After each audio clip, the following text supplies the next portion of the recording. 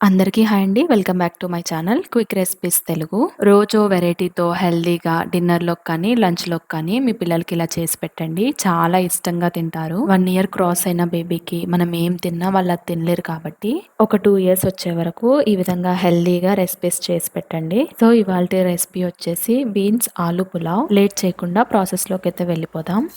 ఇప్పుడు ఒక కుక్కర్ తీసుకొని అందులోకి హాఫ్ టీ గ్లాస్ వరకు రైస్ని అయితే వేసుకుందాం. ఇప్పుడు వీటిని శుభ్రంగా 3 సార్లు వాష్ చేసుకొని ఒక గ్లాస్ వరకు వాటర్ పోసుకోవాలి. చాలా మంది పిల్లలు అన్నం పెట్టేటప్పుడు పొటాటో కానీ బీన్స్ కానీ ఏవన్నా నోట్లో తగిలితే తీసేస్తా ఉంటారు. సో అలాంటి పిల్లలకి ఈ రెసిపీ చాలా బాగా యూజ్ అవుతుంది. ఇప్పుడు ఇందులోకి మనం ముందుగా కట్ చేసి పెట్టుకున్న ఒక మీడియం సైజ్ టమాటోని, ఒక 4 బీనీస్ని చిన్న చిన్న పీసెస్ గా కట్ చేసుకొని వేసుకోవాలి. అలానే ఒక మీడియం సైజ్ ఆనియన్, కొద్దిగంత పసుపు, జీలకర్ర.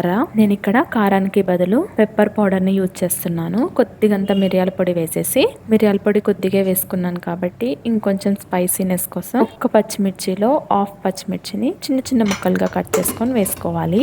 అడుగంటకుండా కొద్దిగంత ఆయిల్ వేసుకొని కుక్కర్ ని పొయ్యి మీద పెట్టుకొని 4 to 5 విజిల్స్ వచ్చేంత వరకు మెత్తగా ఉడికించుకోవాలి. 6 to 12 months వరకు బేబీస్ మెత్తగా ఉప్పుకి అలవాటు పడిపోయి ఉంటారు కాబట్టి మనం రైస్ ని ఎంబటే రెల్లుగా పెట్టొద్దండి. అందుకే నేను ఇక్కడ హాఫ్ టీ గ్లాస్ కి ఒక గ్లాస్ వరకు వాటర్ యాడ్ చేశాను. ఈ క్వాంటిటీ అనేది పర్ఫెక్ట్ గా సరిపోతుంది.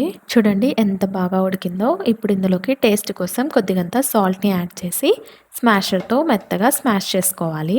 ఇలా పొటాటో బీనీస్ ముక్కల్ని కూడా ఈ విధంగా స్మాష్ చేసుకోవాలి. అలా అయితేనే వాళ్ళు అన్ని తింటారు. లాస్ట్ లో మీ బేబీస్ నెయ్యి తింటే నెయ్యిని యాడ్ చేసి పెట్టండి.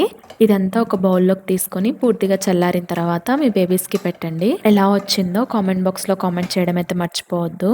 అంతేనండి, హెల్దీగా టేస్టీగా సింపుల్ ప్రాసెస్లో పొటాటో బీన్స్ పులావ్ అయితే రెడీ అయిపోయింది. ఈ రెసిపీ మీకు నచ్చినట్టయితే ఒక లైక్ కొట్టేసుకోండి. నా ఛానల్ని ఫస్ట్ టైం విజిట్ చేస్తున్నట్టయితే please subscribe to quick recipes Telugu. మరో కొత్త రెసిపీతో రేపు కలుద్దాం. Until then bye.